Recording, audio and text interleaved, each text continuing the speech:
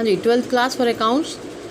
Your next topic is accounting for revaluation of assets and liability where there is change in the profit sharing ratio of the existing partner. So this is your topic where there is a reconstitution of the firm.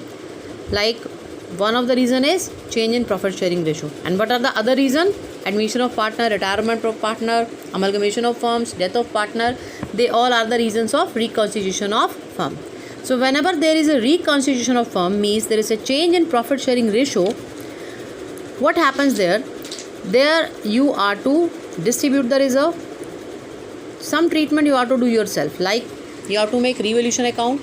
Revaluation account means you are to revalue your asset and liability of the firm, whether the asset and liability existed at the same price or the price has been changed.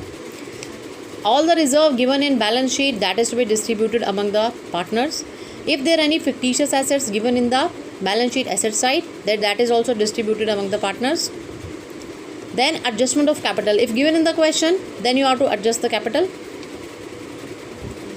And main thing, you have to do the adjustment of goodwill. You have to value the goodwill and you have to do adjustment of goodwill. That also you are to do when there is a reconstitution of partnership firm. Fine.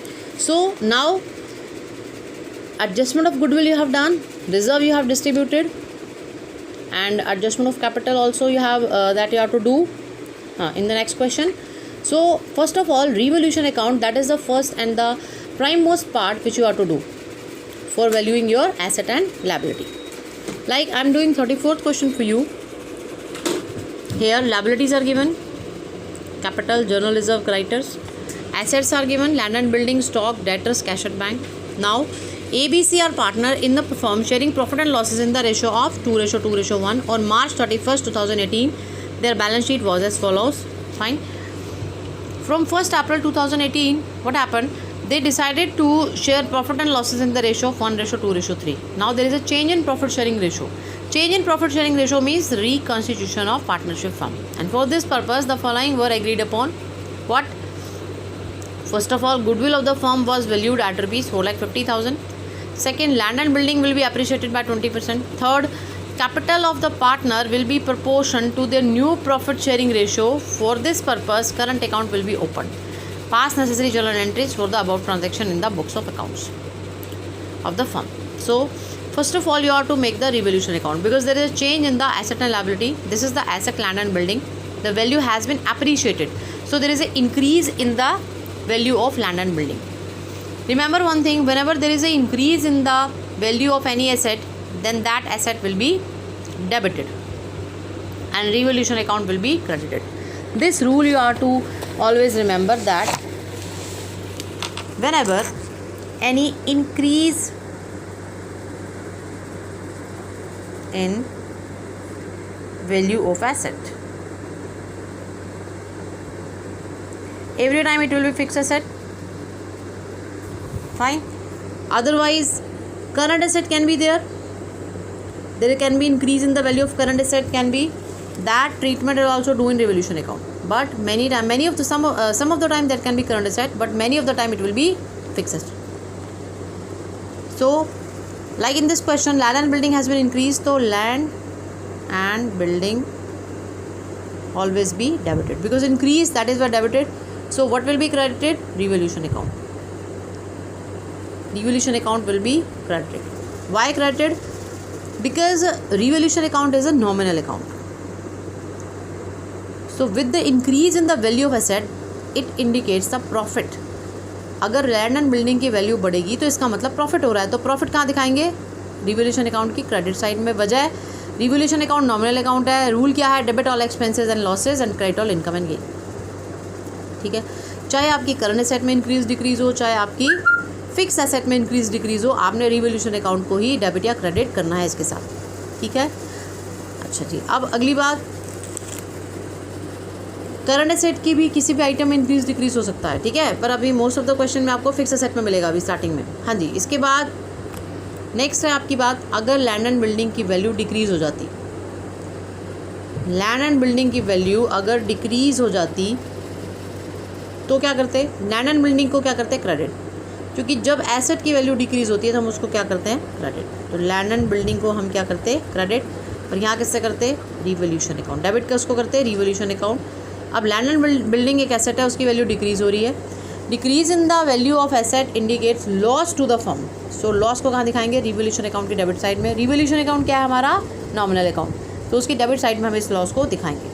ठीक है, same ऐसे ही अब अगर current liability हो कोई, या कोई fix liability हो, कोई भी तरह की लायबिलिटी हो, अगर इसकी लायबिलिटी की वैल्यू में इंक्रीज़ हो जाए, यानी कि लायबिलिटी पहले सपोज करो बोला सन्ड्री क्रेडिटर पहले 5000 था, अब हो गया 4000। अब लायबिलिटी बढ़ रही है, सॉरी लायबिलिटी यहाँ पर ये सोएगी तो यहाँ 6000 आएगा। लायबिलिटी पहले 5000 थी, अब 6000 होगी, तो इधर इज़ ए इंक्रीज़ ऑफ 1000। अब ये जो 1000 का इंक्रीज़ है, इस इंक्रीज़ को कहाँ दिखाएंगे, ये बिजनेस के फर्म के लिए लॉस है कि प्रॉफिट है। लायबिलिटी इंक्रीज़ हो रही है तो फर्म के लिए लॉस है, तो रिवोल्यूशन अकाउंट को क्या करेंगे, debit. Revolution account debit to sundry creditors account. देखो लायबिलिटी की वैल्यू बढ़ रही है, लायबिलिटी की वैल्यू जब इंक्रीज़ होती है वो क्रेडिट होती है। और रिवोल्यूशन अकाउंट क्या है हमारा, नॉमिनल अकाउंट, डेबिट और लॉसेज एंड एक्सपेंसेस। लायबिलिटी बढ़ रही है, इसका मतलब that is a loss to the firm. अब लायबिलिटी डिक्रीज़ हो रही है, पहले 5000 की थी, अब मैंने एग्जांपल लिया भी हो गई 4000 की। तो 1000 से क्या हो गई, डिक्रीज़। लायबिलिटी 1000 से डिक्रीज़ हो गई। अब क्या हुआ, ये फर्म के लिए फ़ायदा हुआ। लायबिलिटी डिक्रीज़ हो रही है तो फर्म के लिए फ़ायदा हो रहा है। तो अब इस केस में क्या होगा, अब लायबिलिटी को क्या करोगे, डेबिट। सपोज करोगे करंट लायबिलिटी है, current liability account debit to revolution account, क्योंकि अब आपको फ़ायदा हो रहा है, इसलिए रिवोल्यूशन अकाउंट क्रेडिट। क्यों लायबिलिटी की और एसेट की वैल्यू इंक्रीज़ डिक्रीज़ हो रही है, सबसे बड़ी बात ये, क्योंकि आप जब आज की डेट में मार्केट वैल्यू से या वैसे ही आप अपने ट्रांजैक्शन को रीवैल्यू यानी कि रिकन्सीडर करते हो, तब आप पाते हो कि भाई अब लायबिलिटी 5000 की नहीं है, 4000 की होगी। फॉर एग्जांपल आउटस्टैंडिंग एक्सपेंसेस ही पे करने हैं, तो आउटस्टैंडिंग एक्सपेंसेस पहले 5000 के थे, लेकिन अब पता लगा नहीं, आउटस्टैंडिंग एक्सपेंसेस अब 4000 के हो गए हैं। 1000 रुपीज़ में वेव ऑफ कर दिए। हो सकता है दूसरी पार्टी ने आपको माफ़ कर दिए कि अब कोई बात नहीं, आप 4000 रुपीज़ देने हैं, या आपसे कोई गलती हो गई।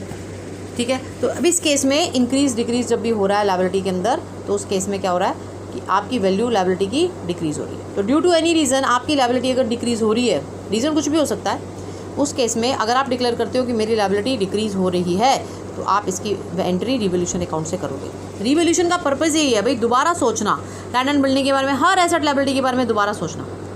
और अगर लायबिलिटी इंक्रीज़ हो रही है तो इसका मतलब लॉस है, रिवोल्यूशन अकाउंट को डेबिट करो। लायबिलिटी डिक्रीज़ हो रही है तो इसका मतलब प्रॉफिट है, रिवोल्यूशन अकाउंट को क्रेडिट करो। एसेट इंक्रीज़ हो रही है तो ये हमारा प्रॉफिट है, तो रिवोल्यूशन अकाउंट को क्रेडिट करो। एसेट डिक्रीज़ हो रही है तो हमारा लॉस है, तो रिवोल्यूशन अकाउंट को डेबिट करो। ठीक है, और साथ में हम क्या लगाएंगे, एसेट लायबिलिटी जो भी होंगी इंक्रीज़ डिक्रीज़ हो रही होंगी। यहाँ पर क्या अमाउंट दिखाएंगे, इंक्रीज्ड अमाउंट, जितने रुपए से इंक्रीज़ हो रही है वो यहाँ पर दिखाएंगे। मान लो पहले एसेट थी 1 लाख की, 1 लाख से अब वो बोल रहा है 1 लाख से इट इज़ इंक्रीज्ड बाय 20,000, तो एसेट कितने की होगी, 1,20,000 की। तो इंक्रीज़ कितने रुपए से हो रही है, 20,000 से, तो यहाँ पर क्या आएगा 20,000। ठीक है, ऐसे आप रिवोल्यूशन अकाउंट को जनरेट करोगे। रिवोल्यूशन अकाउंट बना के उसका जो प्रॉफिट और लॉस होता है, प्रॉफिट और लॉस कैसे निकलेगा, डेबिट और क्रेडिट साइड का टोटल करोगे। रिवोल्यूशन अकाउंट में डेबिट और क्रेडिट साइड का जब टोटल करोगे, तो अगर लॉस आएगा तो भी पार्टनर्स कैपिटल अकाउंट में डिस्ट्रीब्यूट होगा, अगर प्रॉफिट आएगा तो वो भी पार्टनर्स कैपिटल अकाउंट में डिस्ट्रीब्यूट होगा। अब देखते हैं इस क्वेश्चन में रिवोल्यूशन अकाउंट के क्वेश्चन के अंदर, ये रिवोल्यूशन अकाउंट आपका बना हुआ है। हाँ जी, ये रिवोल्यूशन अकाउंट आपका बनाया मैंने, इसमें सिर्फ लैंड एंड बिल्डिंग का ट्रांजैक्शन है। देखो रिवोल्यूशन अकाउंट ऐसे बनता है, particular amount, debit credit. Revolution account एक नॉमिनल अकाउंट है। ठीक है, अगर एसेट इंक्रीज़ होगी तो इस तरफ जाएगी। देखो अगर एसेट इंक्रीज़ होगी, एसेट अगर इंक्रीज़ होगी तो इस तरफ जाएगी। अगर लायबिलिटी आपकी, क्या फ़ायदा है आपका, लायबिलिटी डिक्रीज़ होने में आपका फ़ायदा है, लायबिलिटी डिक्रीज़ होगी तो रिवोल्यूशन अकाउंट की क्रेडिट साइड में जाएगी। डेबिट साइड में कब जाएगी, अगर एसेट क्या होगी, डिक्रीज़ होगी तो ये इस तरफ जाएगी, या फिर लायबिलिटी क्या होगी, लायबिलिटी इंक्रीज़ होगी तो इस तरफ जाएगी। तो ये दो आप ध्यान रखोगे। ठीक है, इंक्रीज़ इन एसेट कहाँ जाएगी, क्रेडिट साइड में, और decrease in liability credit side में। Decrease in asset debit side में और increase in liability debit side में। तो ये इंडिकेट करता है हमारा प्रॉफिट, और डेबिट साइड इंडिकेट करती है हमारा लॉस। ठीक है, तो लैंड एंड बिल्डिंग यहाँ पर अप्रिशिएटेड, देखो land and building will be appreciated by 20%। ठीक है। इसने सिर्फ जनरल एंट्रीज बनाने के लिए बोला, लेकिन मैंने आपको सारा क्वेश्चन अच्छे से करके बता रही हूँ ताकि आपको पता चले कि रिवोल्यूशन अकाउंट बनता कैसे है। तो रिवोल्यूशन अकाउंट में आप बाय लैंड एंड बिल्डिंग लिखेंगे 60,000। 60,000 क्यों? Because that will be appreciated by 20%, यानी कि ये जो गिवन है ना, ये 3 लाख, इसका 20%, तो 3 लाख का 20% कितना हो गया? 60,000। तो बाय लैंड एंड बिल्डिंग 60,000। अब और कोई ट्रांजैक्शन है एसेट एंड लायबिलिटी का? और कोई ट्रांजैक्शन नहीं है। गुडविल हालांकि एसेट है, लेकिन ये गिवन नहीं है ना बैलेंस शीट में, इसीलिए ये यहाँ पर नहीं जाएगी। जो बैलेंस शीट में आइटम है बस उसकी बात करेगा ये। गुडविल वैसे भी बिना परचेज कंसिडरेशन के अलाउड नहीं होता यहाँ दिखाना, ठीक है। और इसकी एडजस्टमेंट अलग होती है जो आपको पता है। अब बाय लैंड एंड बिल्डिंग, अब ये देखो कौन सी साइड एक्सीड कर रही है? यहाँ तो कुछ है नहीं, यहाँ लैंड एंड बिल्डिंग है, तो ये कौन सी साइड एक्सीड कर रही है? Credit side. क्रेडिट साइड क्या रिप्रेजेंट करती है? प्रॉफिट को।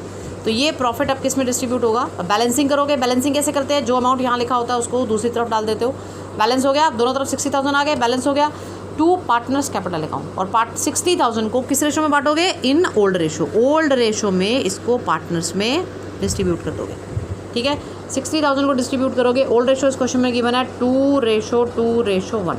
इस 2:2:1 में आप इसको डिस्ट्रीब्यूट कर दोगे। 60,000 इंटू 2/5 इंटू 2/5 इंटू 1/5, ये आपका आ जाएगा to partners capital account. Revolution account ऐसे बनेगा आपका। अगर क्रेडिट साइड एक्सीड करेगी, क्रेडिट साइड इसकी रिवोल्यूशन अकाउंट की एक्सीड करेगी, एक्सीड का मतलब ज़्यादा आएगा टोटल, तो समझ लो प्रॉफिट है। अगर डेबिट साइड एक्सीड करेगी तो समझ लो लॉस है। अगर डेबिट साइड का टोटल ज़्यादा आ रहा है तो समझ लो लॉस है। ये दोनों ही पार्टनर्स कैपिटल अकाउंट में डिस्ट्रीब्यूट होते हैं। प्रॉफिट है तो डेबिट साइड में डिस्ट्रीब्यूट होगा, लॉस होगा तो डेबिट साइड एक्सीड करेगी, क्रेडिट साइड में डिस्ट्रीब्यूट होगा, क्योंकि बैलेंसिंग करोगे ना, ठीक है। अब देखिए इसकी जनरल एंट्री क्या होगी? Land and building account debit to revolution account. इसी रिवोल्यूशन की जो तुमने एंट्री करी है, इसी की देखो general entry, land and building account debit to revolution account, क्योंकि एसेट इंक्रीज हो रही है इसलिए land and building account debit to revolution account with 60,000। देखो increase in the value of land and building, ठीक है। ये तुम ऐसे करोगे, रिवोल्यूशन अकाउंट से एंट्री करोगे, ठीक। उसके बाद अब अगली बात ये बोलता है कि यहाँ पे जर्नल रिजर्व गिवन है। जर्नल रिजर्व के बारे में कोई भी इसने नीचे बात नहीं लिखी हुई, ठीक है। इसका मतलब अगर जर्नल रिजर्व के बारे में नीचे कोई बात नहीं लिखी हुई तो इसका सीधा साधा क्या है? जर्नल रिजर्व की क्या है एडजस्टमेंट आपकी? Journal reserve will be distributed among all partners in old ratio. ये हमें पता है, यहाँ हमारी एक प्रीवियस नॉलेज हम यूज़ करेंगे। एंट्री क्या हो जाएगी? Journal reserve account debit to A's capital account to B's capital account to C's capital account. और जर्नल रिजर्व को किस रेशो में बांटेंगे? ओल्ड रेशो में हम तीनों में इसको डिस्ट्रीब्यूट कर देंगे ऐसे। Journal reserve account debit 40,000 to A's capital account 16,000 to B's capital account 16,000 to C's capital account 8,000, ऐसे इसको तीनों में डिस्ट्रीब्यूट कर देंगे, ठीक है। इस तरह से हम जर्नल रिजर्व को डिस्ट्रीब्यूट करेंगे। और हमें क्या गिवन है क्वेश्चन में? और हमें गिवन है गुडविल। गुडविल के लिए हमारा क्या रहता है? गुडविल के लिए हमें क्या करना होता है? हमें सैक्रिफाइसिंग और गेनिंग रेशो को कैलकुलेट करना होता है। तो गुडविल के लिए हमें सैक्रिफाइसिंग और गेनिंग रेशो को कैलकुलेट करना होगा, ठीक है। अब यहाँ सैक्रिफाइसिंग गेनिंग रेशो देखो कैसे कैलकुलेट होगी, इधर मैंने कैलकुलेट कर रखी है आपके लिए 2:2:1। और न्यू रेशो क्या है? देखो 1:2:3 गिवन है ना, 1:2:3। आप क्या करोगे? ओल्ड माइनस न्यू करोगे, ठीक है। ऐसे 2 + 2 2 4 4 + 1 5, ये हो गया ना 2/5। और ये 3 2 5 + 1 6, तो 2/5 माइनस 1/6, ये ओल्ड माइनस न्यू करोगे ऐसे। और ये आ जाएगा आपका 7/30, 2/30 या 9/30। अगर आंसर पॉजिटिव आ रहा है तो सैक्रिफाइसिंग समझो, आंसर नेगेटिव आ रहा है तो गेनिंग। ये नेगेटिव आ रहा है, ये गेनिंग है। ये दोनों पॉजिटिव आ रहे हैं। 12 - 10 कितना हो गया? 2। ये आ रहा है 6 - 15 आ गया 9, ये माइनस में आ रहा है, तो इसका मतलब ये गेनिंग हो गई। सैक्रिफाइसिंग को क्या करते हो हमेशा? क्रेडिट, क्रेडिट और इसको डेबिट। किसको क्रेडिट कर रहे हैं? इसके कैपिटल अकाउंट को। किसके कैपिटल अकाउंट को? ए के, यहाँ बी के कैपिटल अकाउंट को, और यहाँ सी के कैपिटल अकाउंट को डेबिट, ठीक है। गुडविल की एडजस्टमेंट ऐसे होती है। अब क्या करोगे? गुडविल का पार्ट निकालोगे। गुडविल 4,50,000 इंटू 7/30 1,05,000 आ गया। 4,50,000 इंटू 2/30 30,000 आ गया। और 4,50,000 इंटू 9/30 ये आ गया 1,35,000। इतने अमाउंट से ए को क्रेडिट करोगे, इतने अमाउंट से बी को, और इतने अमाउंट से सी को डेबिट करोगे, ठीक है। अब क्या करोगे? यहाँ पर देखो ये एंट्री करोगे। C's capital account debit 1,35,000 to A's capital account 1,05,000 to B's capital account 30,000। आप ऐसे एडजस्टमेंट ऑफ गुडविल करोगे, ठीक है। इसके बाद अब आपने जनरल रिजर्व की एंट्री कर ली, गुडविल की कर ली, रिवोल्यूशन अकाउंट की कर ली। रिवोल्यूशन अकाउंट का जो प्रॉफिट है वो कहाँ जाता है? ए बी सी में। प्रॉफिट कितना हुआ है? 60,000। तो रिवोल्यूशन अकाउंट को डेबिट करो, खत्म करना रिवोल्यूशन अकाउंट को। तो रिवोल्यूशन अकाउंट को क्रेडिट बैलेंस एग्जिस्ट कर रहा है। कैसे क्रेडिट बैलेंस एग्जिस्ट कर रहा है? देखो रिवोल्यूशन अकाउंट बनाया था ना अभी आपने, डेबिट और क्रेडिट साइड में किसका टोटल ज़्यादा है? क्रेडिट साइड का। तो क्रेडिट बैलेंस एग्जिस्ट कर रहा है रिवोल्यूशन अकाउंट का। ये तो बैलेंसिंग करने के लिए 60,000 लिखा हुआ है, डिस्ट्रीब्यूट करने के लिए लिखा हुआ है। वैसे तो रिवोल्यूशन अकाउंट का क्रेडिट बैलेंस एक्सीड कर रहा है, तो रिवोल्यूशन अकाउंट को क्या करोगे, डेबिट करके किस में डिस्ट्रीब्यूट कर दोगे, to A's capital account, to B's capital account, to C's capital account, और तीनों में ओल्ड रेशो में इसको डिस्ट्रीब्यूट कर दोगे। 60,000 इंटू 2/5 एंड देन 1/5 ऐसे इसको डिस्ट्रीब्यूट कर दोगे। ठीक है, इसके बाद पार्टनर्स कैपिटल अकाउंट बनाते हैं। By balance BD 2 lakh, 1,50,000, 90,000। ये बैलेंस कहाँ से आया पार्टनर्स कैपिटल अकाउंट में, इधर से आया, देखो 2 लाख, 1,50,000 एंड 90,000। ये ABC के कैपिटल बैलेंस है। ठीक है, क्रेडिट साइड में आता है बैलेंस, इस तरह से बनाते हैं partners capital account. Particulars ABC, जितने पार्टनर हो उतने कॉलम बनते हैं अमाउंट के लिए। ये डेबिट साइड है और ये क्रेडिट साइड। इसमें डेट नहीं लिखते हैं, डेट को स्किप कर सकते हो। सबसे पहले क्या करोगे, जर्नल रिजर्व डिस्ट्रीब्यूट करोगे पार्टनर्स कैपिटल अकाउंट की क्रेडिट साइड में। एंट्री क्या की थी, journal reserve debit to partners capital account, तो पार्टनर्स कैपिटल अकाउंट में इसको पोस्ट करोगे। बाय जर्नल रिजर्व अकाउंट तीनों अमाउंट पोस्ट कर दोगे, 16,000, 16,000, 8,000। रिवोल्यूशन अकाउंट का प्रॉफिट भी ट्रांसफर करोगे। बाय रिवोल्यूशन अकाउंट एंट्री क्या की थी, revolution account debit to partners capital account, तो बाय रिवोल्यूशन अकाउंट तीनों में अमाउंट डाल दोगे जो प्रॉफिट का था, 24,000, 24,000 एंड 12,000। उसके बाद तुम अब करोगे गुडविल की एंट्री। गुडविल का क्या था तुम्हारा, गुडविल में तुमने देखो जनरल एंट्री क्या की थी, गुडविल में देखो जनरल एंट्री तुमने क्या की थी, यहाँ पर ये तुमने जनरल एंट्री की थी, C's capital account debit to A's capital account to B's capital account. ये गुडविल की एडजस्टमेंट थी, ये तुम कर चुके transfer. General reserve revolution account का प्रॉफिट भी ट्रांसफर कर चुके। अब ये करना है तुमने, देखो सीज कैपिटल अकाउंट डेबिट क्या है अमाउंट, 1,35,000, तो सी की कैपिटल अकाउंट की डेबिट साइड में 1,35,000 लिख दो, और ए की क्रेडिट में 1,05,000 और बी की क्रेडिट में 30,000।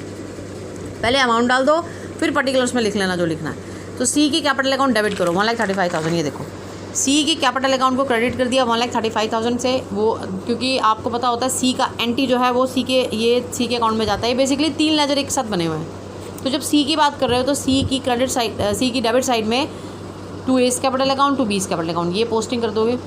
ठीक है, सी की क्रेडिट में आ गया ना 1,35,000 टोटल, और अब ए और बी की क्रेडिट साइड में क्या डाल दोगे, 1,05,000 और 30,000, और ए और बी का एंटी कौन है, सी, तो बाय सीज कैपिटल कहाँ जाएगा, क्रेडिट साइड में। इस तरह से आप पोस्टिंग करते हो, कंपाउंड एंट्री की पोस्टिंग है ये।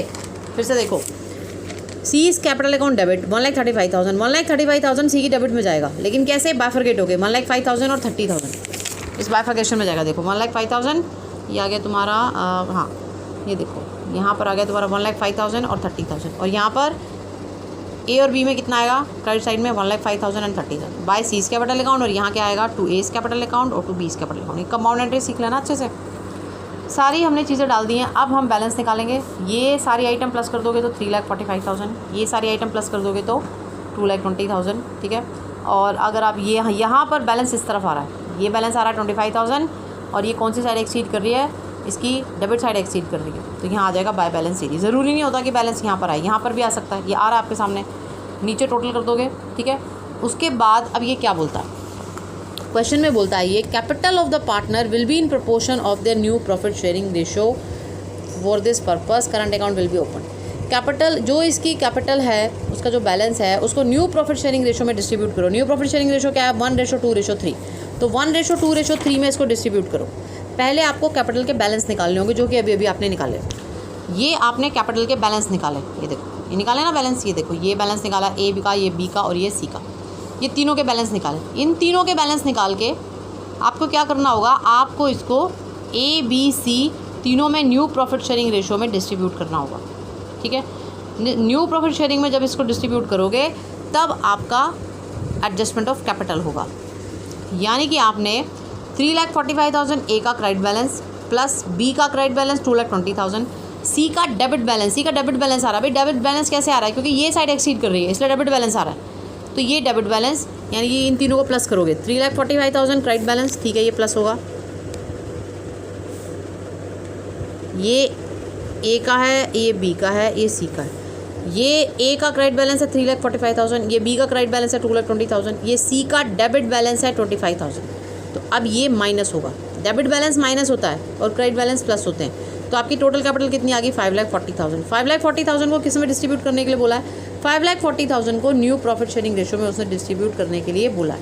अगर 5,40,000 को न्यू प्रॉफिट शेयरिंग रेशो में डिस्ट्रीब्यूट करोगे तो आपका बैलेंस आ जाएगा क्या, 90,000, 1,80,000 और 2,70,000। ये आपकी कैपिटल होगी अगर आप इस 5,40,000 को तीनों में डिस्ट्रीब्यूट करो। देखो ये है आपका 5,40,000 टोटल कैपिटल। 5,40,000 को इन तीनों में न्यू रेशो में डिस्ट्रीब्यूट करोगे, A, B, C, 1/6, 2/6, 3/6। ठीक है, ये रेशो है 1:2:3। ये आ जाएगा 90,000, 1,80,000 एंड 2,70,000। ये सारे आगे क्रेडिट बैलेंस। यानी कि अब क्या करोगे, अब ये जो तुमने पार्टनर्स कैपिटल अकाउंट बनाया है, ये जो बैलेंस है बाय बैलेंस BD, ये तो यहाँ से आए 3,45,000, 2,20,000 और यहाँ से ये जो 25,000 है ये इस तरफ जाएगा, ये जाएगा 25,000 इस तरफ, टू बैलेंस, ये जाएगा इधर टू बैलेंस CD। हाँ जी, तो ये जो तुम्हारा C का कैपिटल अकाउंट है, इधर देखो C का कैपिटल अकाउंट 25,000 इधर जाएगा, टू बैलेंस CD 25,000 जाएगा इधर। और उसके बाद ये जो बैलेंस है, ये देखो पहले इसको ट्रांसफ़र करोगे 3,45,000 ये लिखोगे, फिर 2,20,000 यहाँ जाएगा, फिर उसके बाद ये जाएगा 25,000, ये जाएगा 2,20,000, ये 2,20,000 यहाँ जाएगा, ये यहाँ लिखोगे ऐसे, फिर 25,000 यहाँ लिखोगे, टू बैलेंस CD, ये देखो ये लिखोगे टू बैलेंस CD 25,000, ये ऐसे क्रॉस जाएगा और ये दोनों ऐसे क्रॉस जाएंगे। इसके बाद आप क्या करोगे, अब ये बैलेंस लिखोगे टू बैलेंस CD। A का बैलेंस कितना आना चाहिए, 90,000 तुमने निकाला भी, B का बैलेंस 1,80,000, C का बैलेंस 2,70,000। ये है रिक्वायर्ड कैपिटल।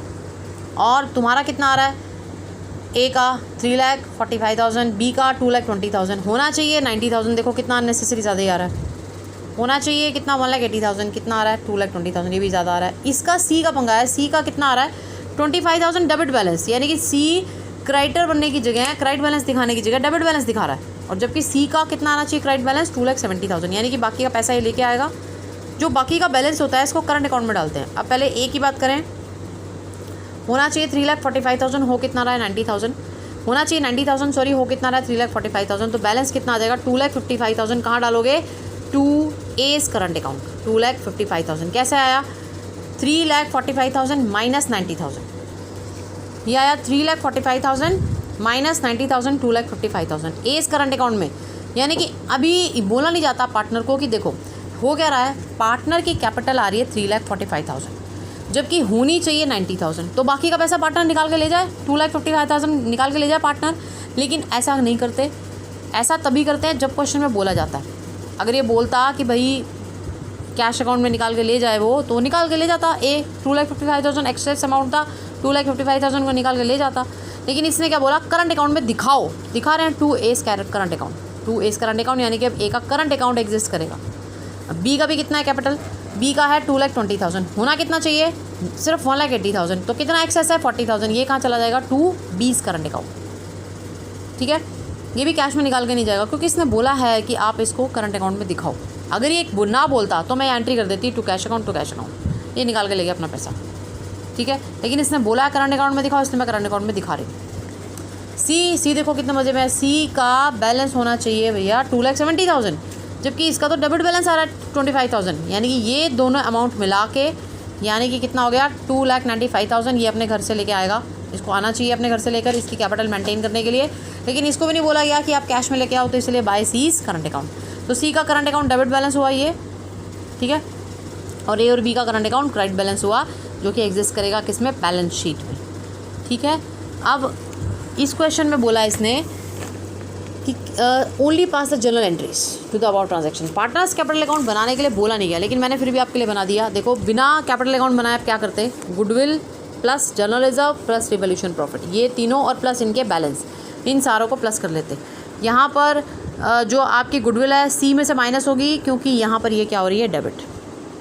क्रेडिट वाली आइटम को प्लस करोगे, डेबिट वाली आइटम को माइनस करोगे, ऐसे, क्योंकि ये कैपिटल अकाउंट को घटाएंगी। तो अब ये आ रहा है माइनस 25,000, इसका 3,45,000, इसका 2,20,000, ये बैलेंस आ रहे हैं।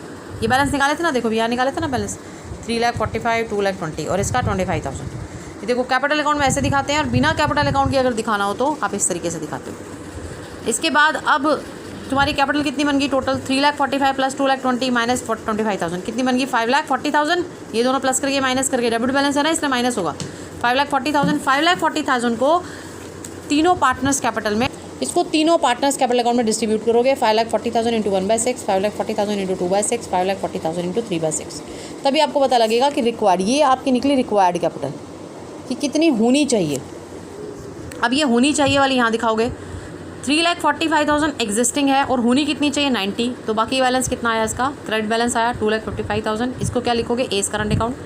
2,20,000 किया है तुम्हारी एग्जिस्टिंग, होनी कितनी चाहिए 1,80,000, तो कितना आया 40,000 क्रेडिट बैलेंस, ये आया इसका करंट अकाउंट बी का। सी के केस में 25,000 माइनस में है और होनी कितनी चाहिए 2,70,000, तो 2,70,000 तो लाएगा साथ में 25,000 भी, तो ये दोनों प्लस होंगे, इसलिए ये दोनों प्लस होंगे कि ये भी लेके आ और ये भी लेके आ। तो अब क्या करोगे, 2,95,000 आ जाएगा, 2,95,000 होनी चाहिए, ये डेबिट बैलेंस आएगा सीज करंट अकाउंट का डेबिट बैलेंस। ठीक है, ये तुम्हारी बात हो जाएगी। ये देख लो, ऐसे कैलकुलेशन भी क्या करो, 2,20,000 माइनस 1,80,000, तो -25,000 माइनस 2,70,000, ये बात हो गई।